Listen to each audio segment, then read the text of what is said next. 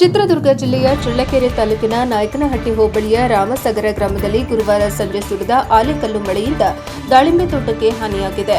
ಗ್ರಾಮದಲ್ಲಿ ಗುರುವಾರ ಸಂಜೆ ಸುರಿದ ಆಲಿಕಲ್ಲು ಮಳೆ ಸಹಿತ ಭಾರೀ ಮಳೆ ಜನರಲ್ಲಿ ಅಚ್ಚರಿ ಮೂಡಿಸಿತು. ಟಿ ತಿಪ್ಪೇಸ್ವಾಮಿ ಎಂಬ ರೈತರ ದಾಳಿಂಬೆ ತೋಟದಲ್ಲಿ ಬಿದ್ದ ಭಾರೀ ಗಾತ್ರದ ಆಲಿಕಲ್ಲುಗಳ ವಿಡಿಯೋ ಸಾಮಾಜಿಕ ಜಾಲತಾಣಗಳಲ್ಲಿ ಹರಿದಾಡುತ್ತಿದೆ.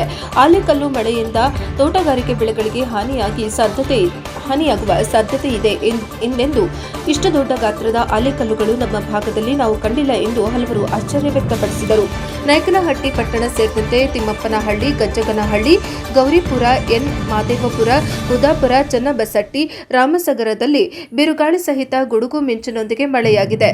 ಇದರಿಂದ ವಾತಾವರಣ ತಂಪಾಗಿದ್ದು ಹಲವು ದಿನಗಳಿಂದ ಬಿಸಿಲಿನ ಬೇಗೆಗೆ ಬಸವಳಿತಿದ್ದ ಜನತೆ ನೆಮ್ಮದಿಯ ನಿಟ್ಟುಸಿರು ಬಿಟ್ಟರು.